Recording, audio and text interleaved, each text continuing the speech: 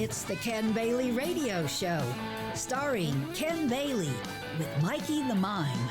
Now, here's Ken and Mikey. It is the Ken Bailey Radio Show with Mikey the Mime, and I just want... Oh, thanks. A little late there, guys. But it's going to be that kind of show, huh, Mikey? Yeah, that doesn't surprise me. Yeah, you're here with the late audience, which is not far off, and Mikey the Mime, classically trained mime, the only one on radio and podcasting that we've been able to find, right, Mikey? How you doing, buddy? Yeah, you look good. Well, we got a great show today, and I appreciate everything you've had to do with putting it together, Mikey. Mikey does a terrific job of producing our show, along with I help a couple of times, right? No, I do, really. Well, besides just this, I do. Anyway, hey guys, we have on today's show we've got some really good guests. We have a thing called Heads Up Houston for those of you in the Houston area. Just a couple quick things that are happening, and we've got our friend Kimberly Carlisle from the Hollywood Prayer Network will be back with us, and we're always glad to talk to Kimberly and see what's up with her. And we've got a special guest today, Dr. Vincent Bacot. He's a terrific guy. Boy, he's smart, Mikey. Yeah, we've set up this interview ahead of time, and so we got to talk to Dr. Bacot, and he was in. We learned about him through Christianity Today magazine a couple of years back. He did he was involved in a terrific article about why we stopped talking about the second coming of Christ in churches, and that's something that's kind of been on my mind lately. And so when I was researching, I came across this article, and I reached out to Dr. Bacot. He's a professor at Wheaton College, and unbelievably, he called me back. He called me back, and so we were excited to set up the interview with him. He's just a smart guy, an author. He's a podcaster and a professor extraordinaire at a wonderful college, Wheaton College, and he's a real expert in eschatology, which we're going to be talking. That's nails, and that's like, no, eschatology. It's end times. Right. Oh my God. Anyway, so we'll be talking with him in a little bit, and we'll be also. I know you're proud of this, Mikey. We'll be talking about Mikey's new CD that he's releasing very soon, and we're gonna tell you how to get that free for our listeners, and we'll be happy to share that with you. All right, we're going to start the show with one of our favorite people, right, Mikey? Kimberly Carlisle from the Hollywood Prayer Network. We're going to give her a call. Hit it, Mikey. Hi, Ken. Hey, Kim. How are you doing? I'm doing good. How are you? I'm fine. Big doings. You're leaving San Antonio to go meet with some of your buddies at the Hollywood Prayer Network coming up, huh? Yeah. Next week we're going to have a meeting of the local chapter directors in LA, in Hollywood, actually. So we're really excited about that. They put together some really interesting things for us. We're going to do a prayer walk at a studio, wow. And we're going to get to do a studio screening of a movie, and it's going to be some fun stuff. And they said they didn't want to give much away, but we should expect to see faces we recognize. So I'm guessing there's going to be some famous people there. I don't know. All right. Well, you'll be there, so they'll get to see your face. So that'll be great. That's right. That's wonderful. I saw on the call sheet. By the way, guys, the call sheet is what the Hollywood Prayer Network has. If you go to the KenBaileyShow.com, there's a place to go from there, but you can go direct to what Kim was just about to say, to the Hollywood Prayer Network. HollywoodPrayerNetwork.org. And you look down you click on prayer and you look down. There's a place called the call sheet, and you can sign up there. And a lot of the things we talk about here, you'll be able to see, and things that will be there for you to pray for. So that's a really good opportunity. One of the things I saw on the call sheet is that there's big doings with the movie The Jesus Revolution. Did you see that? Yeah, they're going to be hitting Netflix, which is always amazing because, how many people just scroll through Netflix and click on something and sit and watch it, and, so there's an opportunity there for a lot of people to see this movie, which is just an awesome story that glorifies the Lord. So that's really exciting. Yeah, July 31st is when it starts on Netflix. So that's just couple of days from now. So it is. We're excited for all of us to get to. I got to see it. My wife and I went to see it, and just I'm of an age where this wasn't so much history for me. It was like, oh yeah, I remember that. Oh yeah, I remember that. So in fact, I was accepted. Chose to go to Baylor, but I was accepted to the San Francisco Art Institute around that time. Yeah, and I was really torn, and I would have wound up there just about the time of the movie. So, who knows what would have happened. There's several films I would like to see what would have happened. I love what God has done in my life, and I love everything that's happened.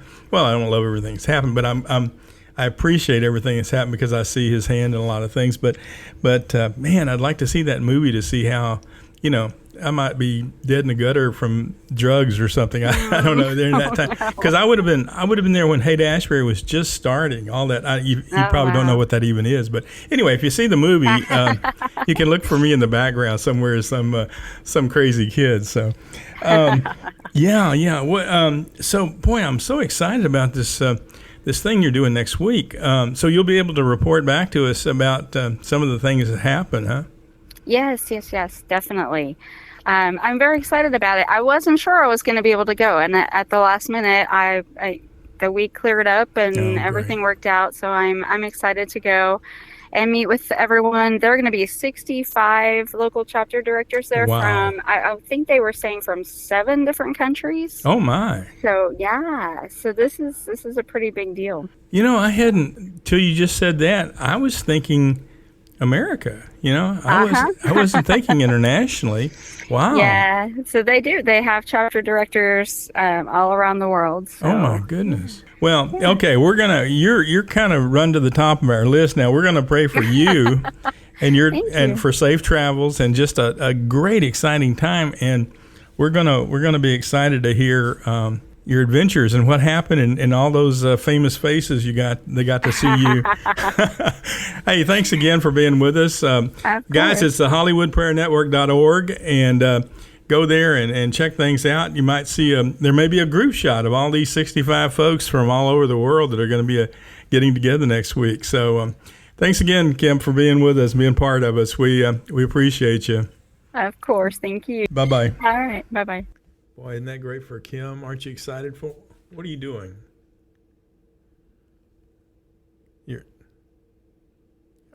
Are you packing a suitcase? Is that what you're doing? You're not invited. She didn't invite you along, man. Just cut it out, will you? We're going to do something new, right? Let's cue that up, huh? Yeah, we got a new opening for a new segment on the show we're calling Heads Up Houston. And we do originate in Houston, Texas, and we talk to folks all around the world, as you'll see even today on the show. But Houston is our home, and we like to tell folks what's going on. So we got this new segment called Heads Up Houston, and on today's show we got 2 different people that'll come on 2 different times and tell our Houston folks what's happening just in the next few days. So, all right, Mikey. Are you unpacked now? Okay. Let's hear that new opening. Heads up, Houston. Ouch. Hey guys, I want to give you a heads up about something that's happening this weekend in Brookshire, Texas. And here to tell us is our friend Ava Henry. You got big doings in Brookshire this Saturday, huh? We do have big doings. The Historical Society, which I'm a member of, Waller County Historical Society, sold 4 vacant lots next to the Donegan House. Ava, what's the Donegan House? The Donegan House is my great-grand-uncle, Dr. Paul Donegan, and his wife, Rebecca, built this grand home back in 1909. Oh, my. And it became the Waller County Historical Museum. And then owned by the county, and the county sold that building to the city of Brookshire. Okay. And the city of Brookshire. Ava, tell our because we're really big in Shanghai and Luckenbach and different places. Can you tell us where Brookshire, Texas is? Brookshire, Texas is 36 miles due west of Houston. Okay. On Interstate 10. All right. Has Brookshire been around a while? Brookshire was settled by Armenian immigrants starting in 1886. Wow.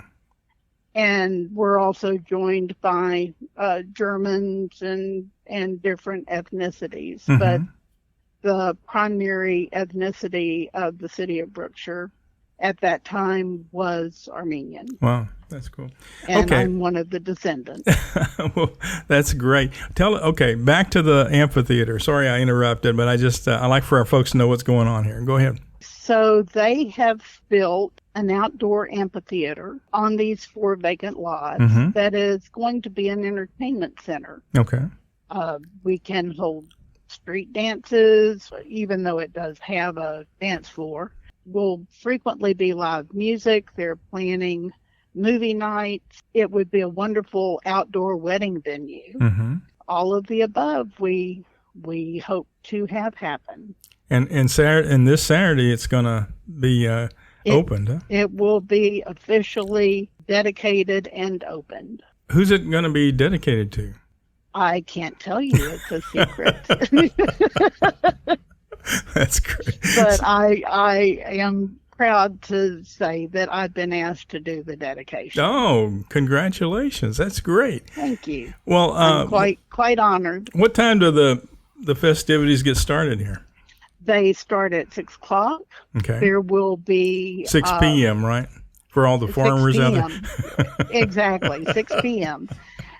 There will be food vendors. There will be free popcorn and free water. And then after the official dedication, there will be a country western band that will play for an hour and a half. And after them will be a more contemporary band playing more pop tunes. Well, that just sounds like a great time, starting at 6 o'clock this Saturday, July 29th at Brookshire, Texas. It was founded in 1886.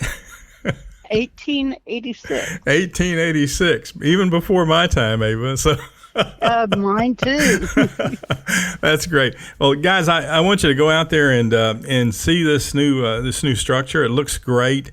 Where is there a website they can go to and check things out? There is a Facebook page. Oh, even better. For Brookshire, Texas Amphitheater, I believe. Okay. Is the way it's styled. And certainly the city of Brookshire, Texas would. Yeah, I'm sure there's a link there. Brookshire also. Yeah, yes. That's great. All and right. Then if you want to look also at a Facebook page called Brookshire Armenian Homecoming, which is my page, I've got the invitation listed. Fantastic. That has all the dates and times and everything. Well, I want to have you back, and I want to dig deeper into that and hear more about the Armenian heritage in Brookshire, and just I know you're a real expert in the history of that and other things that are going on there in that part of Texas. So, hey, thanks for being with us. We appreciate you. Everybody, go out on this Saturday at 6 o'clock and find out who this thing's dedicated to. It's not me, is it, Ava? No. Okay. Just checking. You got to check. All right. Take care. Thanks for being with us. Or me. And Or it's you. not dedicated to me either. Well, that'd be awkward if you were doing the dedication and you wanted to congratulate. So great. Thanks again for being on the Ken Bailey Show with Mike. Oh, Mikey the Mime. He wanted what, Mike? Oh, okay. He just waved. Mikey said hi. Okay. Okay. Take I'll care. wave back. Okay. Bye-bye. Bye-bye. Thank you, Ken. Uh-huh. Bye-bye. That sounds like a lot of fun, doesn't it? One of the great joys of doing this show is getting to talk to old friends and make new friends. And one of those people I'm hoping to count as a new friend is Dr. Vincent Bacat from Wheaton College, professor there. He's an author. He's a speaker. And one of his areas of expertise is eschatology. All right, well, let's get into it. I have a main question is, and this has been bothering me for a little while. Okay. Why don't we see more churches talking about the second coming? I think there are a couple of reasons. First thing, I think, is the declining influence of an eschatology that is really influenced by the dispensational frame of reference. When I ask my students, have you heard of the rapture? 24 years ago when I started at Wheaton, that's still in the midst of the production of all the Left Behind books. Right. So you had a spike in knowledge about terminology about things like the rapture. But as we can see, okay, you have books and a movie that come out, etc., and really it did not sustain what you might call a kind of imagination about how things are going to work out in the end. It didn't sustain it in a way that reflected all the books that were sold. Right. And at least all the people that saw the first movie anyway. The Nicolas Cage thing, of course, is another conversation altogether. But the books were in the 50 million or something. I don't remember the number. Yes, and they made tens of millions of dollars for LaHaye and Jenkins. So I think that's one of the big things. But the grip of the dispensational paradigm began to decline really in the 80s, which is why, the reason for the Left Behind series, part of it at least, is repopularizing that larger paradigm, and particularly that way of thinking about the end. So I think that's part of it. I think another part of it is people wanting a way of talking about the faith that isn't mainly about telling people that it's only about whether you make it in at the end or not, and particularly being scared of what would happen. In other words, hey, where will you be when Jesus returns, et cetera, et cetera. Right, so I think I think people wanted to have it. The good side of it is a more holistic way of thinking about what's going on if you're talking about salvation. That's not just about what happens at the end. I think the other side of it is, I think people wanting to think about how the faith is connected to their lives, at least superficially, I would say, connected to their lives beyond what's happening on Sunday. Right.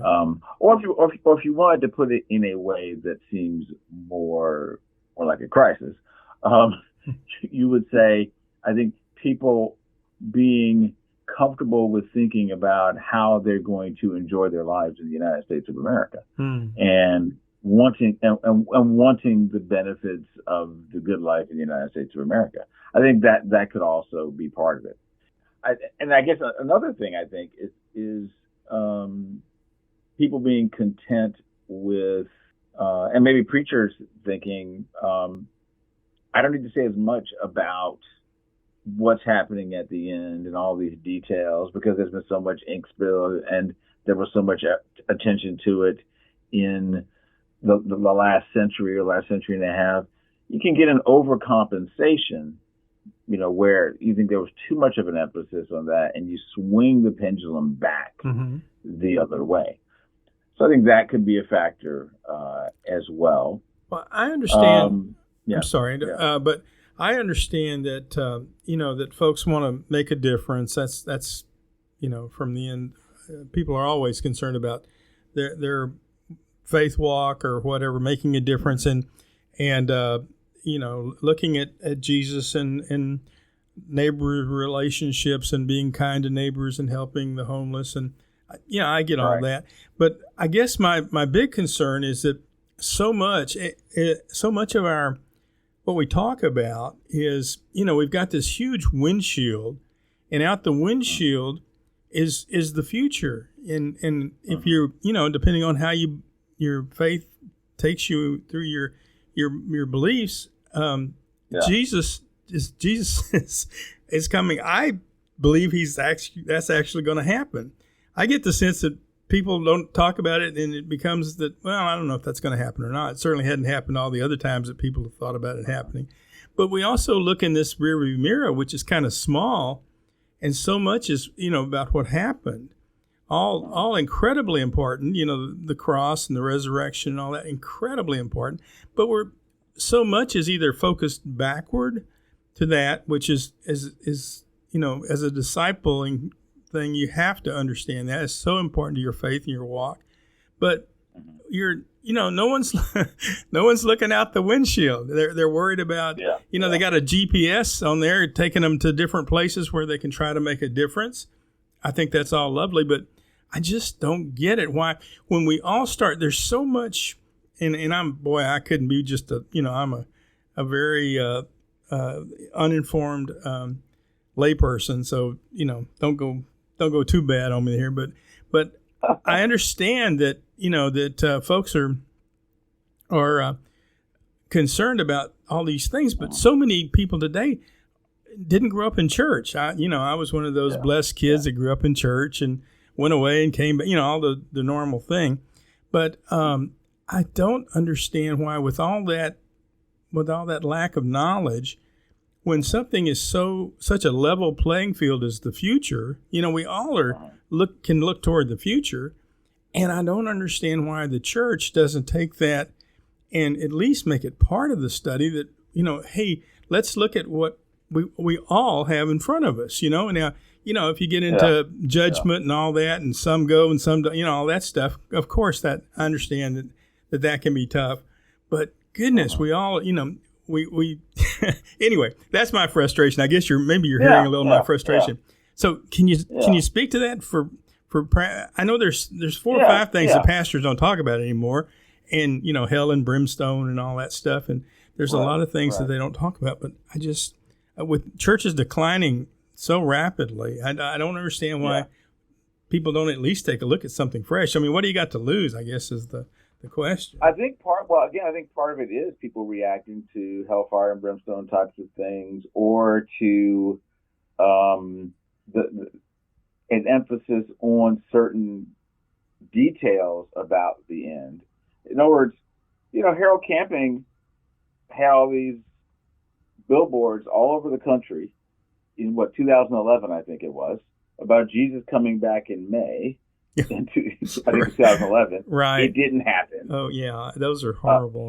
So when you have that, and he also had a book called 1994. Mm-hmm. There was another book called 88 Reasons Why the Rapture Will Occur in 88. You have these predictions that didn't happen. Right. I think those can be the kind of things that make people want to pay less attention to detail. Oh. I think another thing is people, I would say, it's not that they don't talk about the end at all, but they mainly are talking about just, going to heaven when you die, right? Right.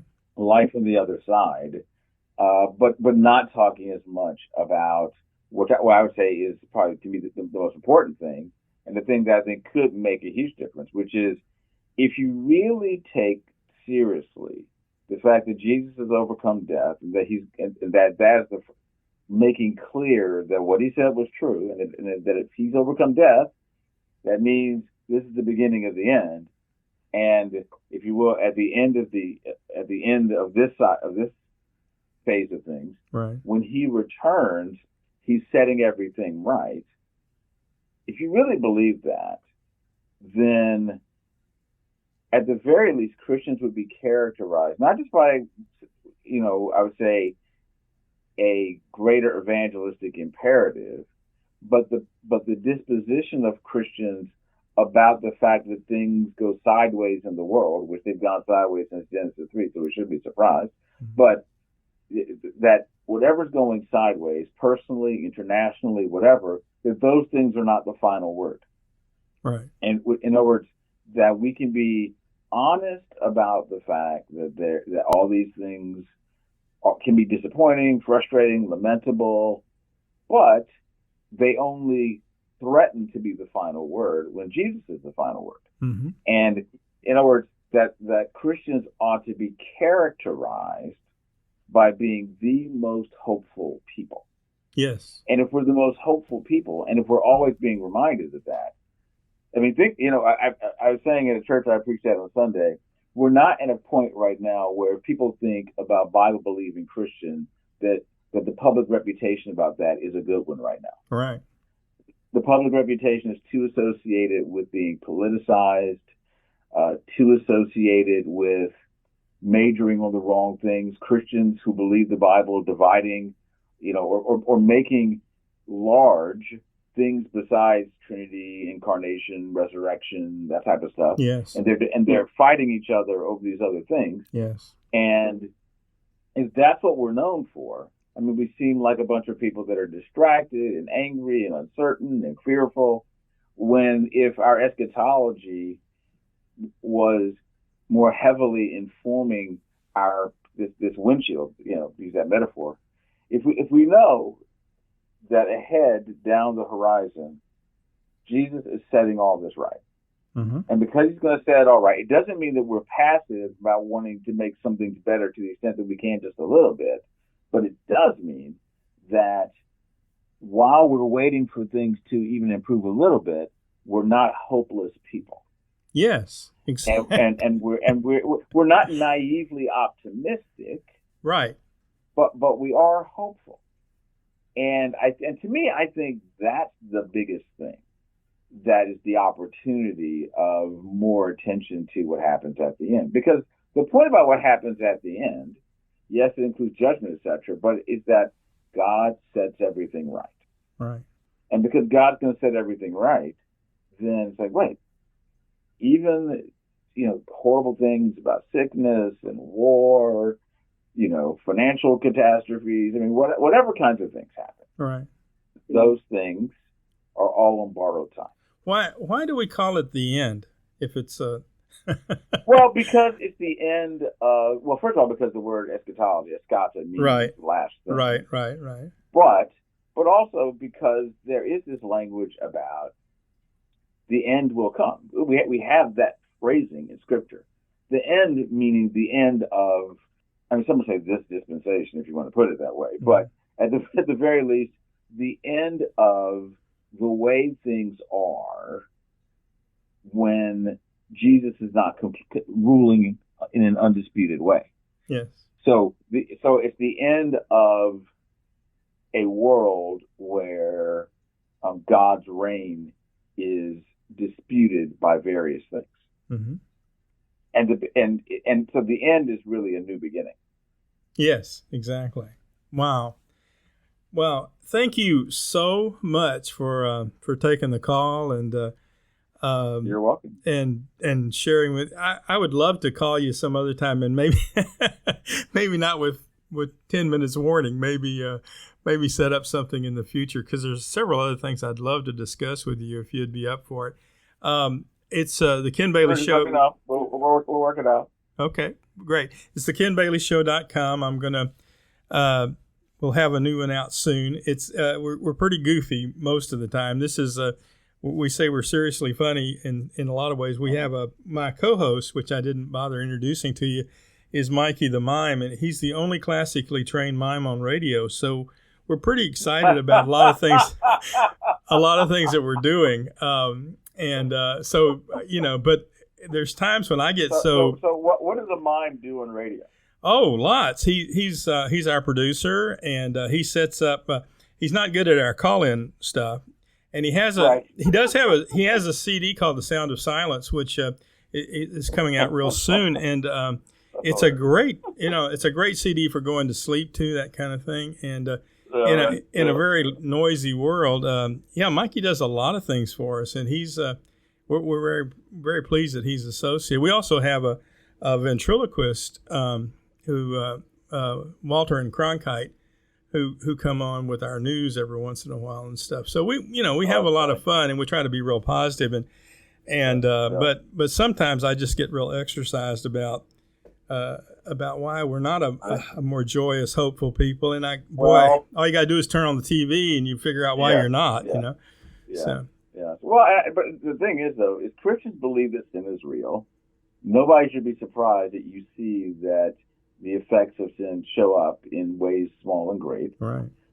But if you're a Christian, you also know that salvation means that sin's not the final word. That's right. And so that really ought to be characteristic of who we are. But I think a lot of people get caught up in, the sometimes very difficult experiences of the world. Yeah. But I think also we're in a world right now where there are people. I mean, people have done this before our certain media economy that we're in now. But there are a lot of people. They build their brands on making people more and more fearful and unstable. Right. And so sometimes they're trying to tell people the truth, but a lot of times they're in the business of keeping people agitated and uncertain and fearful. Right. And so then, the Christian reputation isn't about the people who are the most strangely calm all around the world. If we believed that Jesus was coming back, why don't we act like it? I guess is my. And I'm talking about preachers, not just. I wish we did. Yeah. I wish more Christians did. Yeah. Well, I don't. It would help. It would help remedy our current reputation. Yeah, absolutely, no question. And I've been embarrassed over. I'm old, man, and I've been embarrassed multiple times by people saying when it was going to be on a certain date or a certain time, and I never bought into that, but. It's still embarrassing. I always wonder when it happens. Okay, what is that person doing that day or the next day? How are they doing it? Now, and I realize that some people, their personality, I'm sure you've encountered this in your life, some people, strangely, they're not all that bothered by the fact that they got it wrong. Yeah. Right? Whereas other people, I do wonder if they feel like they're afraid to even go out in public. Well, and I feel for that person that packed their bags and is sitting up on a hillside somewhere. That's the person. My gosh, that's so sad. That. Yeah. And then how does your faith recover from that? For the next time, how do you believe in anything that And of course, the obvious thing too is where Satan in all this. If right, not exactly. He doesn't want a clean windshield. If I keep on beating that analogy today. Exactly. But he's out there. People distracted. Yeah. So, all right, brother. One of the things we do on this show is ask, how can we pray for you? You got something we can our 6 people that listen to this thing. Yeah, but they're good. There's 6 good prayers. So. Yes. Writing with an almost with as much freedom as possible. Okay. You got it. I would say that. To me, that's the biggest thing. Yeah, that's great. So that I can. Yeah, because when you're in this academic world, et cetera, but they said, and do I need to say, and this and this and this and this, and so I just want to be able to write like I'm just having a conversation with somebody in my office. Gotcha. Well, it was. So I appreciate that. Thank you, you betcha. We sure will, and we'll remind our folks that several times. Thanks a lot. I enjoyed the conversation this time. So take care. Thanks again for being part of the Ken Bailey Show, and hopefully we'll talk again someday down the road. Okay, we're going to close with our second Heads Up Houston. Okay, Don, I understand there's a Cane Ridge Revival emphasis this Sunday in your sermon. What's that about? Well, the Cane Ridge Revival began in 1801 in early August, and it was the largest and most significant revival of the Second Great Awakening. It happened in Cane Ridge, Kentucky, and it led to a number of things, but one of the most significant for us is it was one of the catalysts for the emergence of the Christian Church, Disciples of Christ, our particular tradition. So this Sunday at 10:50, what are you going to be telling us? The idea is to reintroduce those within the congregation and we hope some folks from outside it to the Cane Ridge Revival, to explain what it was, 20,000 people are estimated to have come. This is again in 1801, so this is a huge event.